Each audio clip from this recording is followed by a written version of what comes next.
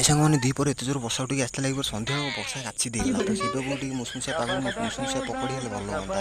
ତ ବଙ୍କାଇ ପୁରା ସୁରାଟ କଳକଳି ପୁରା ଚୁନ ଚୁନ କରି ପିଆଜ କାଟିଦେଲା। ତା ଦେହରେ ମୁଁ ବେସନ ପକାଇ ପୁରା ଗୋଳେଇ ଦେଲି। ତେଲ କରି ବସେଇଲି ଦେଖିଲା ସବୁ ଭୃଷଙ୍ଗ ପତ୍ର ଦୌଡ଼ି ଦୌଡ଼ି ଯାଇ ଭୃଷଙ୍ଗ ପତ୍ର ଆଣିଲା ସବୁ ଗେଟ୍ ଆଗରେ ପୁରା ପାଣି ଗଛ ପାଖରେ ଯାଇ ପହଞ୍ଚିଲା ସବୁ ଗଛରେ ପୁରା ପଥର କିଛି ନାହିଁ ସେଇଥିରୁ ପୁଳେ ଖଣ୍ଡେ ଛିଡ଼େଇ ପକାଇ ଆଣିଲି।